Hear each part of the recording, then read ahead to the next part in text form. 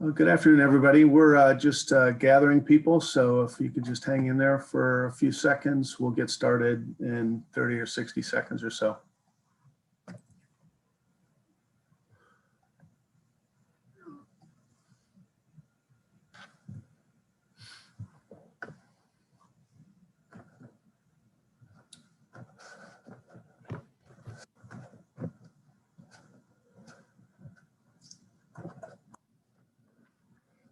Okay, so let's get started, everyone, and good afternoon now, I think. Hope everybody is doing well. We appreciate you joining us for our second panel. We have been engaged with a number of members of the business community since the beginning of the pandemic in our effort to help navigate the significant professional challenges, in a lot of cases, opportunities caused by the unexpected crisis that we've all been through. And we're going to continue to do so, to engage and find different ways to facilitate solutions to the challenges and find new opportunities as we move forward. As we're all getting vaccinated and there's some degree of activity resuming, a new level of confidence, I think developing, more businesses are beginning to plan and prepare for what the return to the workspace looks like for their organizations, for the people that they rely on, their suppliers, et cetera. And our goal today is to provide you with any insights we can to address those issues. Many of you participated in part one of our two-part webinar series. Part one focused on the legal aspects of returning to work. And we heard some key insights from our legal experts at Franz Ward, McDonald Hopkins, Myers Roman, and then Tucker Ellis. And for those of you who did not, or maybe as a reminder, I'll just share three quick takeaways just to help put today's discussion in some sort of context. First and foremost, yes, the law does allow companies to mandate that their employees return to work. There was a discussion about, many aspects of that. But by and large, the panel agreed that while that is true, it's never as simple as that. And given the varied individual circumstances in relation to how employees may react, employers would be very wise to consider whether they want to mandate a full return or how, or determine how people should think in the near term, what they ought to do to maintain productivity, maintain an engaged workforce, those kinds of things. Most organizations, they thought would likely do something in some sort of staged fashion to make sure that they are cognizant of the safety situation as things evolve, but also make sure that they grow into an environment where people feel comfortable, yet are at the same time productive and effective and efficient, and all the things that they want their workforce to be as people respond to the new environment. So that takes us to today. We're going to explore things to consider from not the legal aspect, but the cultural aspect, and in terms of creating an environment where you can attract talent and maintain, an engaged workforce. For example, things like the legal aspects of our workspace. What does it look like in the future? Is the office market, going to change? How much? What does that look like? How is the industrial market potentially impacted by all this? Or maybe how has working from home impacted the quality and quantity of the employees, the availability of employees who may not want to go back to work, so may have liked the experience that they were in, and how they think about their choices as they return to work. And then how does leadership prepare our employees to work differently, to adjust to whatever transitions that may take place? We again have a panel of partners that we're going to rely on to help us through the discussion, from Allegro, from American Interiors, Vocon, and we're expecting to be joined by folks at Magnet, who will provide some insights based on conversations that they're having like now with people and some observations that they've been able to make. All of them are engaged with Team NEO and part of the larger economic development system, whether it's through formal partnerships like we have with Magnet, or just a lot of work activity that we have on projects and advisory councils, or maybe as someone who's making referrals to Team NEO as part of our normal day-to-day work. We appreciate your expertise, your time, your commitment to this effort today. And thank you for the leadership that you provide in the community. We're going to rely on my colleague, Camille Phillips, who's the Senior Director of Project Management. Who's going to moderate the discussion. She's responsible for managing projects that lead to new investment and opportunity in our region. Camille has worked in a variety of projects, many of our most challenging and complex projects, such as the Amazon fulfillment centers, the new downtown headquarters for Cross Country Mortgage. And I think you're going to find her very able conversationalist and guider of our panel today. We'll go for about 30 minutes or so and then leave it open for questions. If you have questions along the way, feel free to dump them into the chat and we'll see how if we can pick them up, if it makes sense as we go along. With that, Camille, take it from here. Thank you, Bill. I appreciate it. As Bill mentioned, my name is Camille Phillips. I'm a Senior Director with Team NEO and Projects. I also manage our Professional Service Multiplier Group. And I always start by saying thank you to both the panelists and the audience. You have many choices of how to spend your time, and we really appreciate you tuning in to listen to the next 45 minutes with us. With that being said, Bill mentioned a few housekeeping items. Chats, please put them, questions, please put them in the chat feature. Christine Nelson, Vice President of Project Management, Sites and Talent, will be monitoring them, and we hope to get to them at the end of the session. I would like the panelists to start with a brief introduction of themselves. We're then going to jump into the moderated piece, and then we're going to jump into Q&A. And so that is the goal for our time today, and I'm really looking forward to it. So expert group of panelists, I'd love to start with Mr. Michael Cantor to kick us off with a brief intro.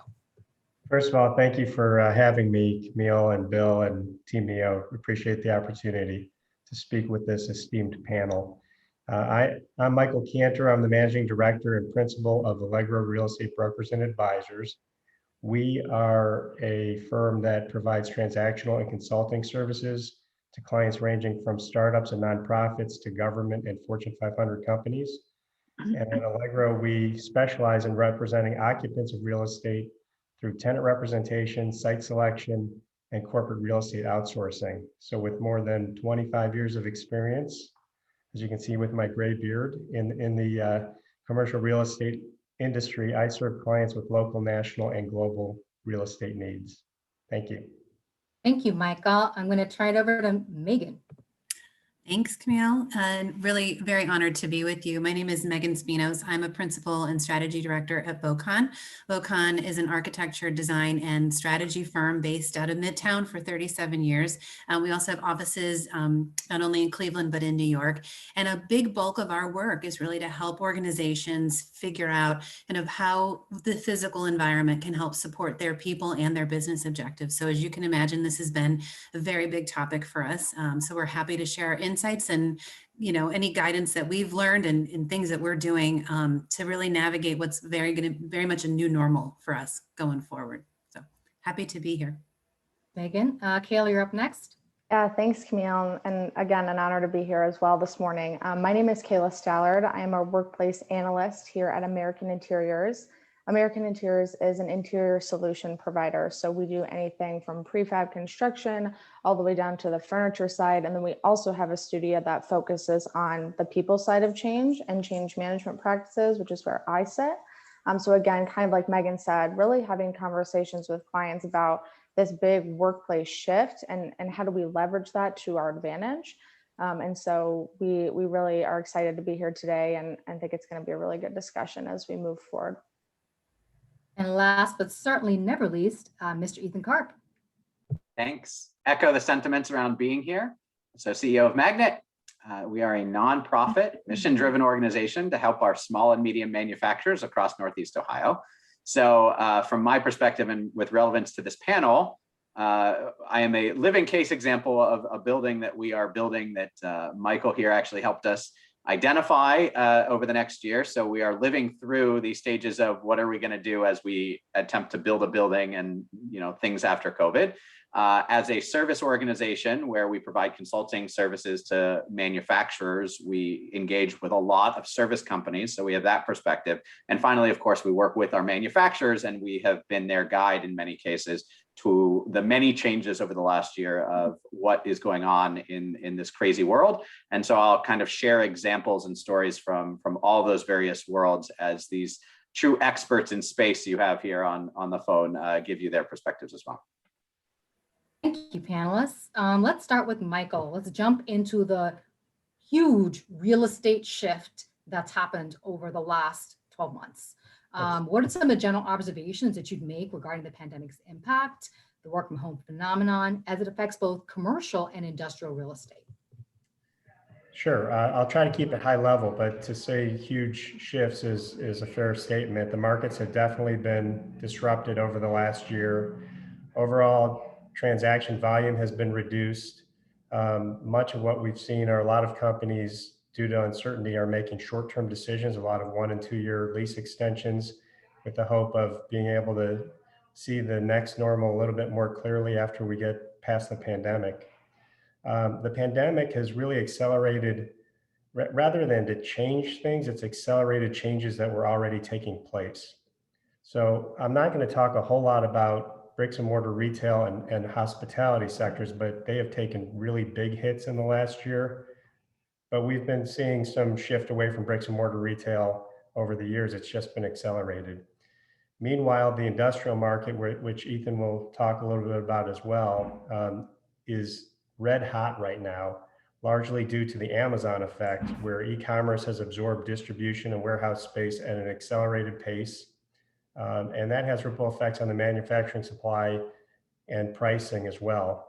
In Northeast Ohio, we have also experienced I'll call it the Gojo effect, the maker of Purell, and others like them who have been gobbling up distribution and manufacturing spaces for the manufacturing and distribution of PPE equipment, hand sanitizers, and the like, things that have become, again, red hot during the pandemic. And lastly, I'll speak to the office market, which certainly has suffered nationwide. In Cleveland, it has flattened. I'd say flattened more than it has suffered. It has shifted a little bit of movement from downtown to the suburbs, still some movement from the suburbs to downtown. It's just a mixed bag. Mainly, as soft as the office market is at the moment, in Cleveland, one of the things we benefit from during a downturn is that we don't build a whole lot of new office. So we have an increased supply to the point where our vacancy rates are increasing out of control, as they are in other parts of the country. I guess I would also add that what we do see is that there's currently more than 500,000 square feet of shadow space or sublease space sitting on the market. So while landlords have direct leases in place with lease term left on them with tenants, as tenants have been trying to figure out how they're going to utilize office space into the future, they've been bringing a lot of office space to the market in the form of subleasing. And there really hasn't been a ton of absorption of that sublease space. So it's a number that has been climbing the last year and seems to be continuing to do so. Thank you. In the current economic environment, coupled with the work from home phenomenon, how are companies looking to optimize their real estate portfolio? You mentioned something brand new I hadn't heard about, the shadow piece. How are they looking, not just this year, but in the upcoming years? Well, I'd say that most of our Fortune 1000 clients still don't have many of their employees coming to the office workplace at this point in time. Whereas in the industrial facilities, they've been in operation throughout the pandemic, largely just following new health and safety protocols that have been put in place per the recommendations of the CDC and the Ohio Department of Health. Many smaller firms, smaller office tenants have been allowing employees to come back on a voluntary basis, but they also remain at lower than normal percentages in terms of the occupancy of those office spaces. It's really a mixed bag. Like I said before, there are some tenants who are allowing their leases to expire right now. I have a client who is a global consulting firm, and particularly in their most expensive markets, they're allowing their leases to expire. They're allowing their people to work remotely entirely. And then when we get past the pandemic and start to see how companies are utilizing office space, in all likelihood, the pendulum will swing back and they'll start to lease space, but they may use it in a different form or fashion, as Megan and Kayla will speak to. As I said, we're seeing some short-term extensions, and the fact is, in any economic downturn, in the real estate market, it becomes a tenant or buyer market. We're definitely seeing that's the case, and this one will probably extend past the pandemic for a while. That creates opportunities for tenants to do blend and extend transactions, which are early renewals that provide landlords additional lease term in exchange for perhaps new tenant improvements so they can retrofit their space to the new needs, or in consideration of expansion. Some tenants are expanding to have space be more compliant or more compliant with COVID situations, more private offices. The older style of larger cubes with, I don't know, I'll let Kayla tell me if I'm crazy, with higher panels. Sort of a little bit of a move away from the open space plan that we've seen in the past couple of decades.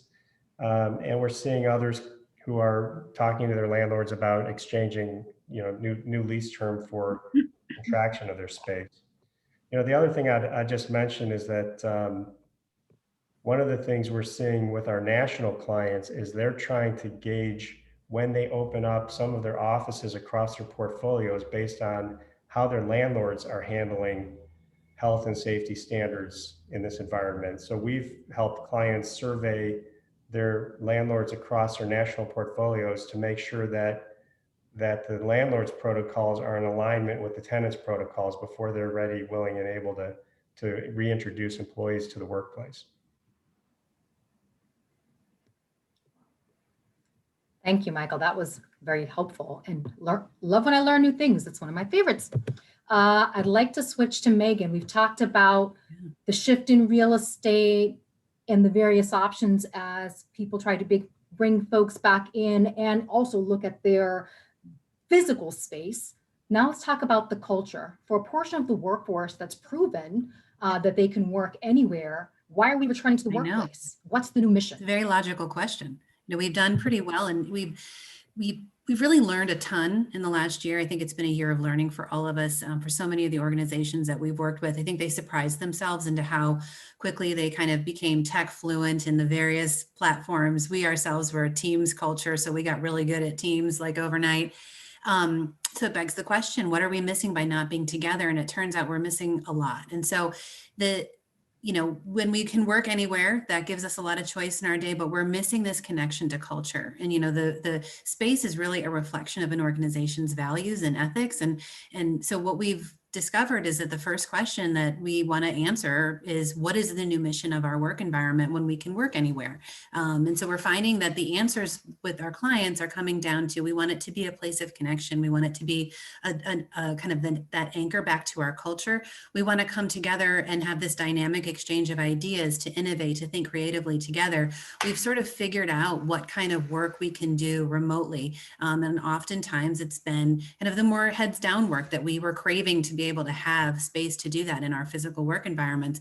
And so we're sort of navigating this new normal of, okay, maybe I do some heads down things in a home environment or remote environment, but what am I really coming to the work environment to do? And that's to be with others and to have this dynamic exchange of ideas. So it is, certainly different for every organization depending on the nature of their business. But we're seeing the strongest kind of missions back have a real, anchor to those values that they want to experience. I will say that the one thing that we have also surveyed and are figuring out is that people really do appreciate the balance that we've had and the kind of the flexibility that this COVID experience has offered them. But they're really craving that human connection. So it's a fine dance that we're going to be doing as we kind of continue through, and going to be another year or two of experimentation as well. But we're seeing sort of now this sort of mission-centric work environment that is really giving us some meaning around why we're coming together, which is kind of cool. Definitely, as part of building that defined corporate culture. Yeah. What types of strategies are organizations implementing as they prepare for their workforce to return, and any kind of best in class you'd recommend for this group? Yeah, I would say the number one for sure is a development of some sort of flexible work arrangement or philosophy. Sometimes policy might be a little bit of a strong word, but what we've seen is we've done tons of surveys, that seems to be the number one, that we're kind of at least formalizing lessons learned from COVID, things that have worked, things that have not, feedback from employees, which is always really critical. We're hearing, as I mentioned, kind of that balance. I miss people, but I really like the ability to have a little more control in my day. So the number one thing by a mile is really figuring out what that new normal of working is going to be. No one has it completely figured out yet. They're sort of developing those theories and those strategies, but none of us have actually worked in a post-COVID environment. So it's a big learning experiment for a lot of us, unless you were very, very seasoned in managing remote teams, and organizations have been, but this is new for all of us. So we're all kind of walking in there with a bit of trepidation.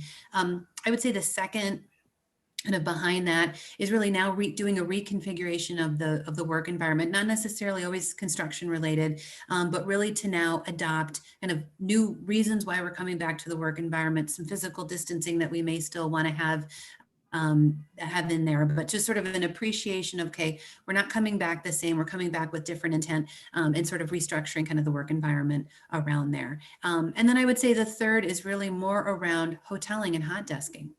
We've got a balance of workforce that's in office and out of the office, and the technology that comes along with that, but we may not really need quite so many individual spaces as we've had before. Is there an opportunity for hot desking or sharing, or really I'll just plop down here when I'm in the office? So those are some of the strategies that organizations are really starting to kind of wrap their brain around in the return to office. Megan, thank you. That was awesome. Kayla, I'm going to shift to you. What are we currently doing within our organizations that we want to keep doing moving forward? Because as much of a disruption as the pandemic was, it's also brought a lot of great opportunities and possibilities. So what would we like to keep moving forward with? And what are the things we'd like to change? And then how do we leverage this workplace shift? Yeah, that's a great question. And I think it kind of mimics some of the things that Megan was talking about. But I think the silver lining out of all of this and the chaos that we've been through in the last year is really the opportunity to rework our workplace systems. So we understand that each organization is very different and very individual in how they operate and the work that they do. So things such as your innovation, your creativity, your collaboration, your strategy, and your productivity, those are going to be different for everybody. And so how do we hone in on those systematic components and really create a strategy that works for our organization, both in twofold? So both from an organization perspective, so how do we continue to be competitive in the market, but then also at an individual level? So how are we going to really hone in on our talent and our skills to align with those kind of missions and systems that I was just speaking about? So really looking at what makes your organization tick in regard to need rather than want is going to be critical. I think the biggest challenge that we really face as a society is the fluctuation in just day to day. The volatility is very great. And so trying to understand and figure out and make decisions that are stable is going to be hard to do that in something that's changing so much. So understanding what we need as an organization and what we want to continue to move forward with is going to be important to really create that harmony between what kind of work we do and where we do it. And again, just really both from that organizational standpoint and that cultural standpoint, that internal and external is going to be really important as we move forward. Camille, you're muted. Okay, here we go. I have the best conversations on mute. I really believe that transparency, as much as a leadership team can provide that, but definitely communication are just absolutely critical. and will be more so as folks come out of this unusual phase. So Kayla, how is leadership, and if you have any examples or best practices, communicating and preparing employees for that return to the office? Yeah, I think there's a few things that leaders are really focusing on. And as we have conversations with clients, these are the kind of key themes that we're seeing. I think people are really relying on change management practices. And what I mean by that is not only communicating, your why we're coming back now, or being transparent with leadership and stakeholders, but everybody within the organization, really honing in on that individualistic component. And explaining your compelling why. So kind of that mission or vision, why are we coming back? There are so many things that are working from home, but what are we missing? Those spontaneous collaborations, that added face-to-face interaction, the trust and accountability that brings within your teams. And really, really explaining why it's so important to do that now and why the time now is right. I believe Megan said, we're really going to go through an experiential time and we're going to try and figure this out. We have to know how much of what component we need, and we need people back in the office to figure that out.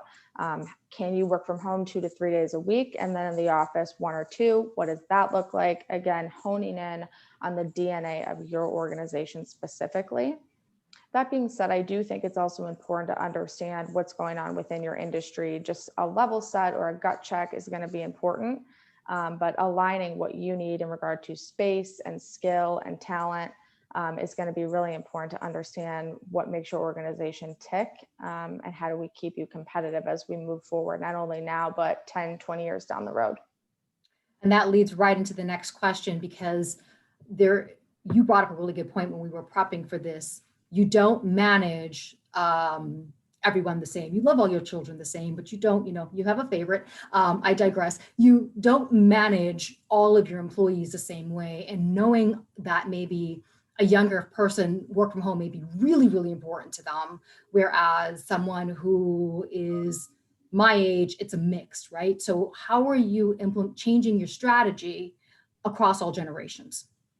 Yeah, so that's very true. I think the biggest piece here is really understanding perception versus reality. So if organizations are communicating and messaging one way, it's going to be perceived different by everybody in the organization, but specifically different generations. For example, when we talk to clients about onboarding and integrating Generation Z, this is a really hard time to kind of enter the workforce. It's virtual. You don't really know your culture. You don't really know your people. And how do you kind of navigate that? So understanding that you have to use that individualistic, and I keep saying this over and over, that customized messaging to each generation to really understand where they're coming from or their perception of things. And, again, as Megan had mentioned as well, that flexibility and choice is going to be important to some, but not to all. So we need to understand, how do we adopt that, and how do we create those strategies within our messaging and communication to make sure that we're hitting on everybody's needs as we move forward. Because I think this year and probably the next 2 years are going to be a lot of movement in the job and the talent pool. And so, if you're not getting it from one organization, all right, well, these other 5 organizations are offering it to me, I'll just go there. So really customizing your approach as an organization, and understanding everybody in the organization is going to have a different perception. So really managing all of that will be quite the challenge, but definitely something important as we move forward. Camille, I'd like to add something to what Kayla's saying, which is that, one of the things that I'm keeping an eye on is the fact that the last year, as we've all been forced to work remotely, and it's gone swimmingly well for most companies, it's largely because they're working with their existing employees who have existing connectivity to the corporate culture. They have existing relationships with one another. They understand the principles and practices of their companies. But as we move along and we're starting to bring new employees in and onboarding them, it becomes more challenging for people to work remotely and to get that stickiness of culture. And so I don't have the clearest crystal ball, which I say every time I talk about this stuff, but it seems to me that some of the real estate cost savings that companies are trying to gain in the near term by downsizing space and moving maybe too far to the remote working end of the spectrum, the pendulum is likely to swing back when they start to experience people costs that far outweigh caused by turnover, people job hopping, like Kayla was saying, some of the turnover costs that come out of this new normal could far outweigh the real estate cost savings that they're trying to generate right now. Michael, you just teed me up right for Ethan. So awesome. Thank you. We planned that. So Ethan, Michael mentioned, and you are now living this experience, both as the head of an organization, but also guiding your companies into how they think about it, of onboarding and the issues that they've been experiencing over the last few months and the opportunities as they move forward. So I'd love if you could talk a little bit about that. First of all, I have very divergent experiences, because if you're talking about the manufacturing world, many of whom have already, they've been back most of this time. And even though sometimes, and it's an interesting case study where their office didn't have to be back, but certainly their production floor did. And, did that cause angst? And I think probably accelerated certainly this sense of, most manufacturers, if they haven't already pulled everyone back, even if they're not required, they're doing that on the next 2 or 3 months, right? They're going to be on the front lines of having everyone back all the time. Perhaps that's some bit of philosophy and liberal versus conservative thinking. I'm sure that's all wrapped up in there, but they're going to be on the front lines. On the other hand, my organization and service providers, we've been quite effective at being remote because we don't have to be there. We're always meeting our clients anyway where they live and meet. And so what we have to contend with is the balance of culture and maintenance of that culture, and what are truly the long-term effects. Michael, you mentioned the turnover. That's eventually going to be the issue, but what are some of those effects that we're facing? And so while it's clear in a manufacturing environment, you can't bring a manufacturer in and then train them remotely on the things they're going to be working on the shop floor. That's not nearly as clear for some of our businesses. And for those of us who have interns, that's especially important, right? So bringing somebody new on, bringing an intern. I know I've talked to law firms who have said, look, I have an entire class that's never seen folks. And, the way that I train people is they listen in on the phone calls that I have and we debrief about them. Something that I can't bring this, random person onto my Zoom call with me who knows nothing. That's a very different shift. And we want to get back to that because there's a group of folks who are not only socially isolated living in their homes, which is super frustrating if they're on the young side, but I'm not giving them the same apprenticeship that I used to. And we certainly have gone above and beyond at Magnet to figure out how to get that apprenticeship, but it is still jarring. I remember I was going to an in-person event just a month ago outside with 5 people, and I walked up and, there's this guy who I've been on 50 Zoom calls with easily, and he's like 2 feet taller than me. I kid you not, and I'm not very tall, but just like one of those shocking things, like, oh yeah, I forgot. I have no personal interaction with you whatsoever. And I think that that's a very real problem for onboarding, even though many of us have been very intentional about doing it, that culture piece is there. But I think the biggest thing for me is that we are in just as delicate a time as the beginning of the pandemic, when we were all wondering, do we go remote? How do we go remote? Until it was called for us and you said, you have to do this. I think we're in just as delicate, if not more delicate, because it's unlikely that, nobody's going to ever come out and say, you must now all go to work. We now have this option ahead of us to do hybrid, et cetera. And ignoring even whether you go hybrid or full come back, we obviously are making a bet that we're going to have a lot of people wanting to be in a physical space, hence why we're building a building. But we're also creating the flexibility as a service organization to say, here's the times that we want everybody back. All the rest of the time, that's up to how you work in your department. But the delicateness of this has everything to do with vaccines and when is the right time to pull the trigger. So if manufacturers are on the front end in June, and they're going to be calling everybody back if they're not already back in June, when is the right time? Right. I look around and I say, all right, so you've got all the people that are out there and anxious to get the vaccine, getting it now. That wave is happening. So I can easily look at the calendar and say by June, anybody who's like really anxious and is willing to sit down for an hour and plug in all the CVS and Walgreens websites, they will figure out how to get their vaccine. So what about the, who knows, 30, 40% of people that aren't getting the vaccine? Are they going to be treated differently? Are you going to ostracize them? Are you going to force them to come in?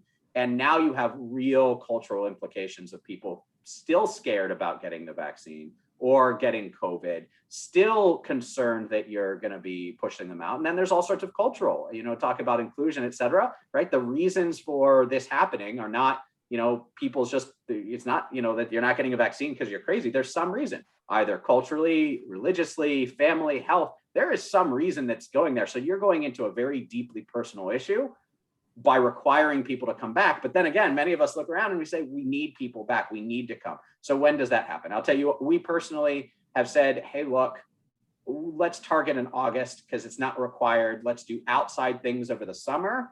And then in August, we're leaning towards figuring out what's that day of the week that we're going to have everybody come back in, vaccinated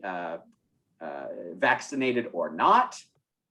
And we'll figure out, we'll kind of punt and hope the CDC gives some more guidelines over the course between now and then. I'm serious about this, of should we all be masked? Should just the people that haven't gotten vaccinated masked? How do we handle that in a way that doesn't culturally ostracize people? So that's where we're most struggling with. And I think everybody I've talked to who's having to form their office returning policies are coming to is how do you do this in a way that is culturally appropriate to the organization?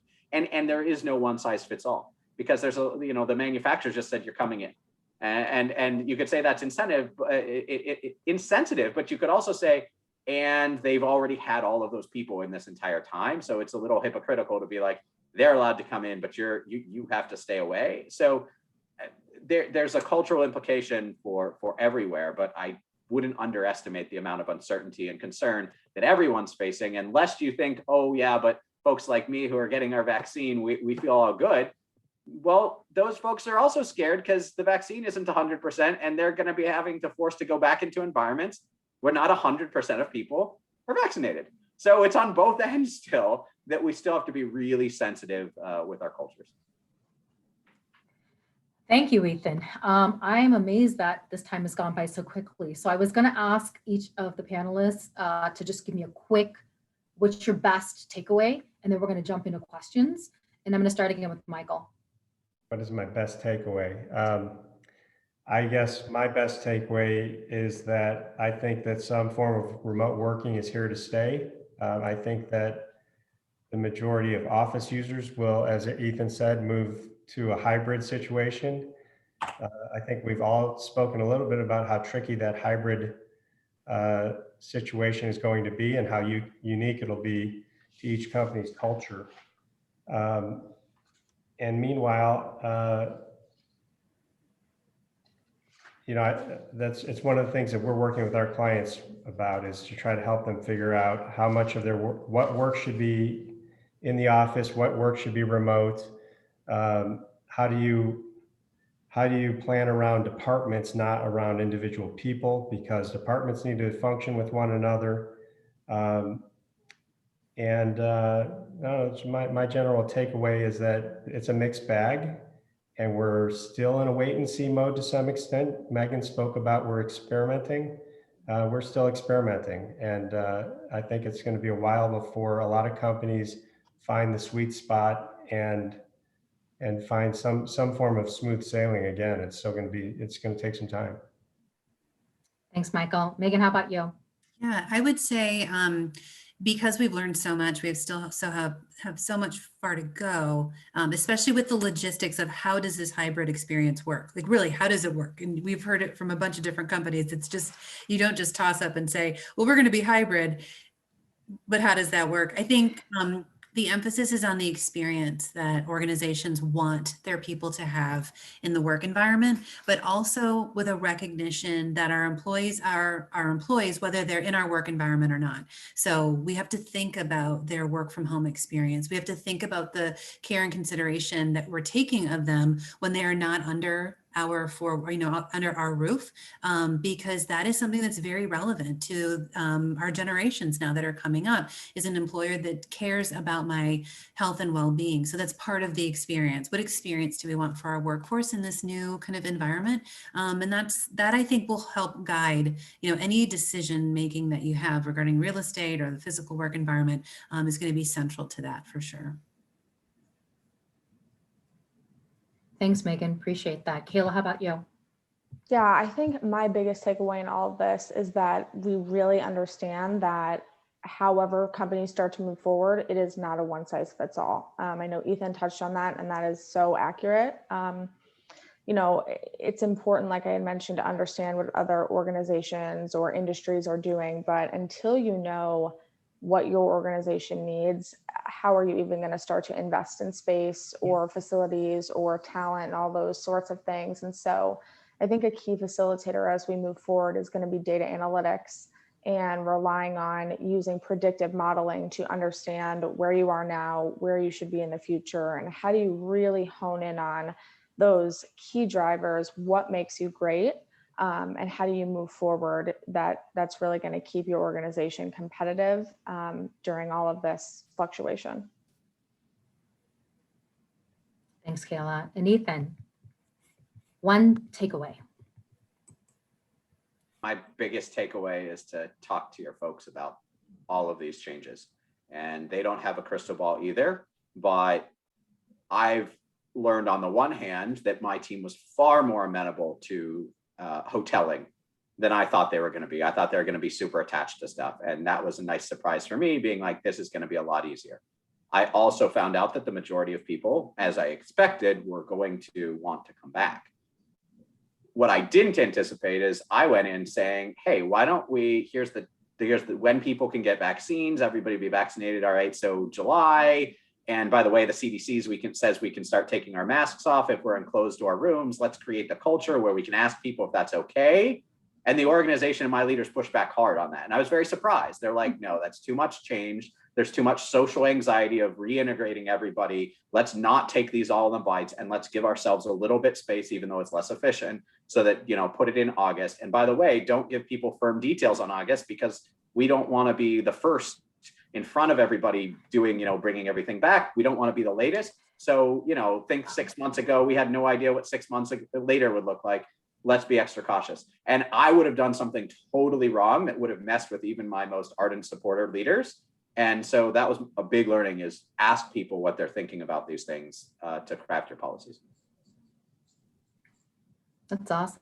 Thank you so much, Ethan. Well, I'm going to turn it over to my awesome boss, Miss Christine Nelson. Plug for me, to see if there are any questions in the chat that she'd like to ask the panel. Thanks, Camille. So we do have a couple questions in the chat. One was, how does the workplace shift apply to higher education organizations? Do any of you have higher ed clients?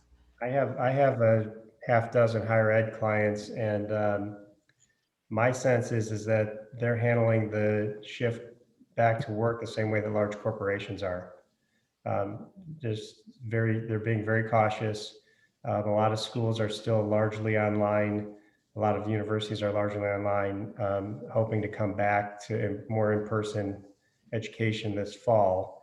And I think that the organizations are working on that same type of a time frame in terms of bringing people back into the workplace. And I would agree, when we're running some of our workforce programs, this isn't like, you know, university full-time school. These are maybe full-time 8-week programs or part-time programs. They're manufacturing specific, so there's a physical need to be there for some of the time, but we've also found it was actually quite useful for everyone to be remote for some of the time too. So this is also a scenario where hybrid learning, even for manufacturing, could be part of the future curriculum. Great, thank you. Another question, do you see more hiring of people from out of town, out of state in the future? I can speak to this one. I think it's giving us an opportunity. I mean, we've done it at VoCon, and we've also kind of learned a lot from our clients. It opens up a talent pool that we thought, you know, heretofore was maybe off limits to us, because we kind of were built around a very physical presence. And I think it may not work for every single role, but roles that certainly were out of reach, or really critical talent that could add so much to the culture and to an organization, we're now giving kind of a second look to. And so it's opening up kind of opportunities, thinking specifically for an organization that is, you know, based in one city or another. But as Michael kind of mentioned, you know, it's opened our eyes to even really think of how we think of our real estate portfolio altogether. So do we think of satellite locations or a hub and spoke approach? It just, the lid's off of everything in terms of, you know, of possibilities and opportunities.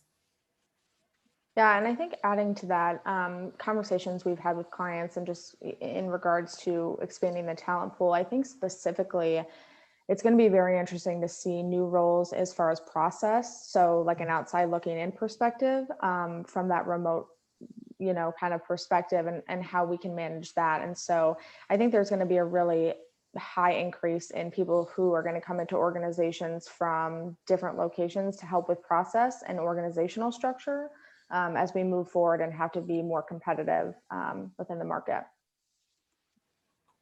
Great. Yeah, I would add to that from a Team Neil perspective, right? Because we're talking to companies on incentives. Well, we're seeing data from LinkedIn and others who are saying that more people are moving to Ohio versus other places. They're continuing to work where they were working, right? And they're moving here. From a client perspective, if we're talking to clients, it's a consideration, and it continues to be a consideration for IT companies and things like that. That hasn't changed, but we haven't seen a big influx of companies that are saying our choices are grow here or hire remotely. It Yeah, seems and to still be a commitment to hire locally. I think that because the cultural implications are extreme. I mean, if you say hybrid's not extreme, it's just how are you going to make that work? Going to completely remote where you're not expecting the person in, you can't have that social interaction at the water cooler. And so I think it is a true, potentially very strategic thing to do. There are obviously lots of companies that do this consistently, and you've got all sorts, every multinational has people everywhere doing everything like this. But for a small company, sure, maybe one or two people doing something that doesn't really need it specialized, but I don't think you're going to suddenly see a wave. I've seen a lot of folks hiring who are still saying, even though we might be largely remote, I still want the person in Cleveland so they can come in and they can meet with us, they can chat with us, et cetera, especially from the small company perspective where that cohesion is really important. I agree. Thank you. So we had another question. This is from Michael Sass. So Michael, I'm going to paraphrase here, and if I don't get it right, feel free to chime in. We saw 6 to 12 months ago, the focus was all on remote is here to stay. And we're starting to see a shift towards, going back into the office. It seems to be more of the conversation now. Are you feeling that shift with your clients where this being back in the office full time feels like a real possibility in a discussion? I think that, and I'll let you speak to, I think, Megan, you touched on it, the human interaction. People want to be with people. So there is certainly a shift, I think, going to be a shift back to people wanting to be in the office. But I think that some form of remote work is here to stay. And then I'll let you go, Megan. I cut you off. Yeah, no, that's okay. Sorry. I would agree. I think anything on the extreme ends, as Ethan mentioned, our survey work, what we've seen from outside surveys as well, is it's very rare to have a company say, okay, we're going to be a remote company now, 100% remote. And it's happening, but it's smaller. It's much smaller. To the contrary, or on the opposite end of that, we aren't seeing a whole lot saying we're coming back 5 days a week. If you want to, for sure. I mean, absolutely, that's the way you prefer to work. And we always, have a certain portion of the population that wants to do that. And I think the idea is that you should work the way that you want to work.